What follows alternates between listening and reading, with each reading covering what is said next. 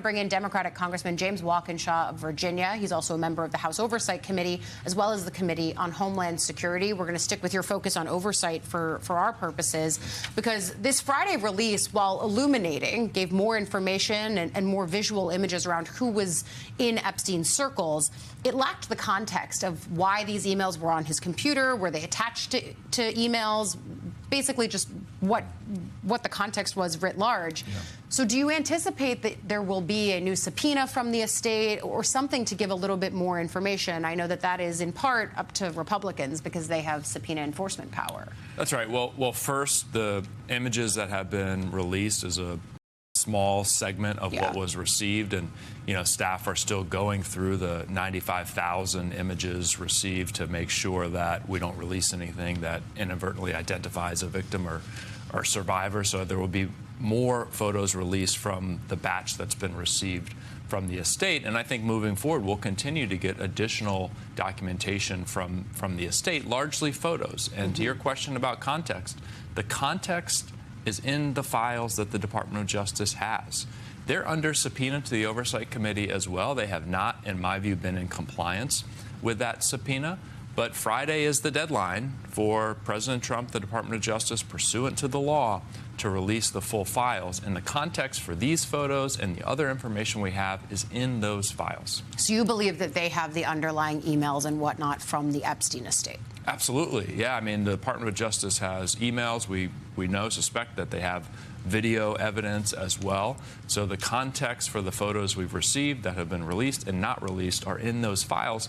And look, Donald Trump could release the files today. Deadline's Friday.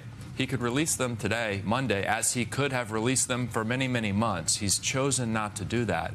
I lay awake at night wondering why Donald Trump hasn't released those Department of Justice files. I think the other piece of it, too, is when I was talking to the ranking member, Robert Garcia, on Friday after these initial images were released, is the open question of, has he heard from DOJ? Has the committee heard from the Department of Justice? And the answer was no, not in any significant way. So do you have confidence that on Friday you're going to get the full transparency that the Epstein Files Transparency Act says that you should get? And if not, what is the compulsion method? Because I talked to Thomas Massie, who said, well, if you don't comply, it's actually a crime because this is a law. But what is the enforcement mechanism there? Well, it is the law. Do I have confidence? No. I think we've seen from this administration, they have done everything they could to cover up the release of the files or prevent the release of files. Trump did everything he could to prevent the discharge petition that put the bill on the floor. He tried to block the bill from being passed until he realized he couldn't, and then all of a sudden he flipped and said he supported it. So I think they'll continue to use any mechanism they have. One of those mechanisms, unfortunately, could be these, I think, sham investigations of prominent Democrats that they've started. They might use that to justify not releasing the full files. But what I do know is this. Ultimately, at the end of the day, at some point, the American people will find out the whole truth about this. The files will come out. They will be released at some point. I don't know whether it will be Friday. It should be Friday pursuant to the law, but ultimately we will get the facts. And I think that the other piece of this, when you talk about the potentially sham investigations that could be used to ice the transparency, at least on some fronts, is the way that the Republican chairman of the Oversight Committee, James Comer, on Friday basically said, I'm thinking about holding the Clintons in contempt because they're not coming before the committee and responding to their subpoena. I also think it's important, having covered the January 6th committee investigations, that congressional subpoenas have been defied by top Republicans, including Jim Jordan, who's the head of the Judiciary Committee. And I just think that's an important foundation and a precedent for us to remember now that Republicans have gavel power. But I want to digress from that for a second. When you talk about potentially putting the Clintons in front of the committee, I guess I understand the desire to ask Bill Clinton questions, given the way that he shows up in these photos and in other aspects of Epstein's social circles. But what does Hillary Clinton have to do with this? It's a question her spokesperson asked, but I wonder if I can pose it to you. Well, first, Oversight Democrats and Democrats, we want to talk to anybody who has information about this investigation. And there was reporting this week that the Clintons' attorneys have been in close contact with Chairman Comer for months, talking about the terms of his participation with the investigation and the possibility of a sworn statement. And I think that's an important dialogue to continue. The answer to your question, what does Hillary Clinton have to do with this? The answer is zero, zilch, nada.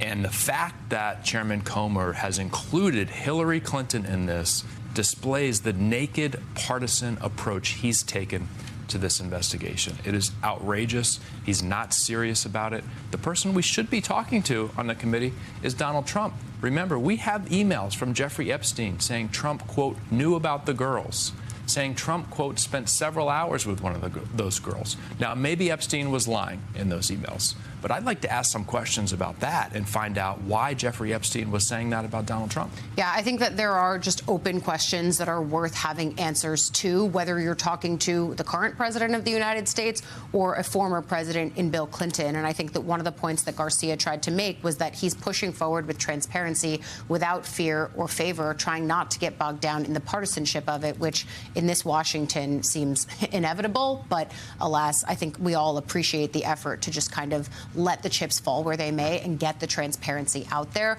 A lot for us to keep watching for, both from your committee and then also from the Department of Justice. We'll leave it there for now. Democratic Congressman James Walkinshaw of Virginia, thank you for getting up early with us and coming on and setting the tone for the week.